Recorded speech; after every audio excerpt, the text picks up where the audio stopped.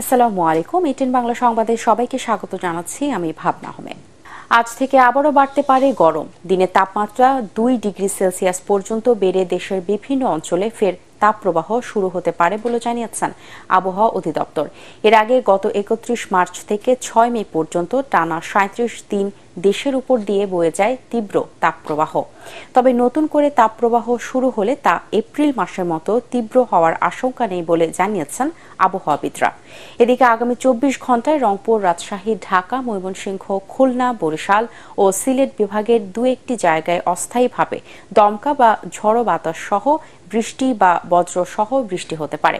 এছাড়া দেশের অন্যান্য জায়গায় আংশিক মেঘলা আকাশ সহ আবহাওয়া শুষ্ক থাকতে পারে। উন্নয়ন দুর্ভোগে ভুগছে রাজধানীর দক্ষিণ খান ও উত্তর খানের বিভিন্ন ওয়ার্ডের বাসিন্দারা। একই সময়ে বেশিরভাগ সড়কের উন্নয়ন কাজ চলায় এলাকা থেকে বের হয়ে কাজে যেতে ভোগান্তিতে পড়ছেন লাখো মানুষ।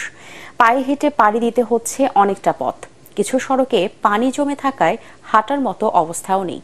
অসুস্থ রোগীদের নিয়ে বিপাকে এলাকাবাসী। তবে ঢাকা উত্তর সিটি কর্পোরেশন বলছে আগামী নভেম্বরের মধ্যে এসব এলাকায় কাজ শেষ করার নির্দেশনা দেওয়া হয়েছে।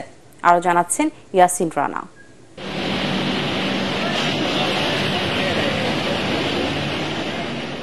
2016 সালে ইউনিয়ন পরিষদ থেকে 18টি ওয়ার্ড ঢাকা উত্তর সিটি কর্পোরেশনে যুক্ত হলেও দীর্ঘ কয়েক বছর পুরোপুরি উন্নয়ন কাজ বন্ধ ছিল। গত বছর অক্টোবরে তা শুরু হলেও দক্ষিণ খান ও উত্তর খানের ওয়ার্ডের বাসিন্দারা ভুগছেন উন্নয়ন দুর্ভোগে।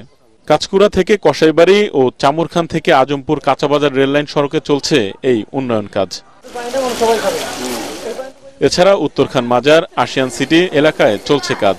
রাস্তা খারাপ, আমরা যে ভিতর দিয়ে যাই এই রাস্তাটাও অনেক খারাপ। মানুষের জন্য বাইরে ঘর থেকে বাইরে একটু কোথাও বাজার ঘাটে যাইবো এটা পর্যন্ত পারে না। রাস্তা কেটে ফেলছে, মানুষ যাতায়াত করতে পারতেছে না। সবচেয়ে বড় কথা হলো আমাদের বিকল্প কোনো রাস্তা তৈরি করে দেয় না।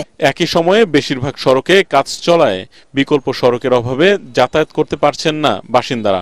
ফলে এসব এলাকা থেকে উত্তরা বা বিমানবন্দর যাওয়া কঠিন হয়ে পড়েছে। কেউ অসুস্থ হলে হাসপাতালে নেয়ার মতো রাস্তাও নেই অনেক এলাকায়। ভাঙা রাস্তায় ঘটছে দুর্ঘটনাও। একটা রোগী আজকে একটা বাচ্চা লয়ে পড়ে গেছে। একজন রোগী যে হসপিটালে যাবে সেটার অবস্থা নাই। গাড়ি ঢুকতে না পারায় দোকানে নিত্য প্রয়োজনীয় মালামাল আনতেও ভোগান্তিতে ব্যবসায়ীরা। স্কুলগামী শিক্ষার্থীরাও রয়েছে ভোগান্তিতে। আমাদের দোকান খরচ উঠতেছে না, বর্তমানে লস প্রজেক্ট। যদি আমরা 10 টাকা লাভ করতে যাই আমাদের 20 টাকা কেরেন খরচ লাগে মাল আনতে। অনেকবার আমি পড়াও ধরেছি, তা পড়ি নেই, ভাগ্য ভালো। এই গরমে আর অনেক দূর হাঁটা লাগে দেখে অনেক কষ্ট হয়। জনগণের দুর্ভোগ কমিয়ে উন্নয়ন কাজ করতে সিটি কর্পোরেশন ও সেনাবাহিনীর সাথে সার্বক্ষণিক যোগাযোগ রাখছেন স্থানীয় সংসদ সদস্য। আমরা চাচ্ছি যে পাইপের কাজটা অন্তত 3 থেকে 4 মাসের মধ্যে যদি কমপ্লিট করে ফেলতে পারি।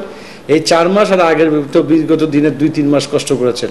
এইটুকু কষ্ট করার পরে আমার কাছে মনে হয় যে একটা ভালো দিন ফিরে আসবে এই দক্ষিণ খান উত্তরখানবাসী। নভেম্বরের মধ্যে এসব এলাকার উন্নয়ন কাজ শেষ করার প্রতিশ্রুতি দিয়েছেন ডিএনসিসির মেয়র আতিকুল ইসলাম।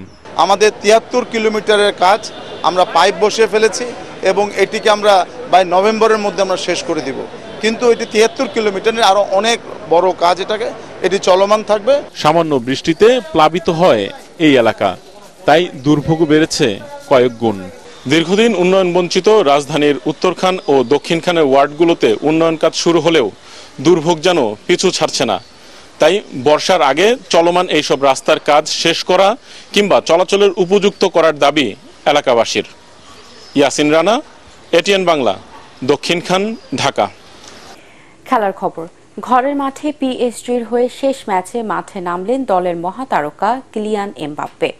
এ মৌসুম শেষে দল ছাড়ার ঘোষণা দিয়েছেন আগে, তাই এমবাপ্পেকে বিদায় জানান সমর্থকরা।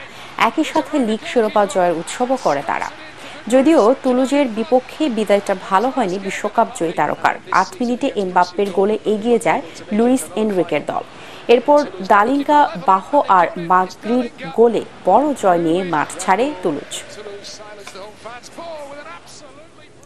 পরবর্তী সংবাদ দেখার আমন্ত্রণ জানিয়ে এখনকার মতো শেষ করছি। এটিএন বাংলার সংবাদ ইউটিউবে দেখতে ব্রাউজ করুন youtube/এটিএন বাংলা নিউজ।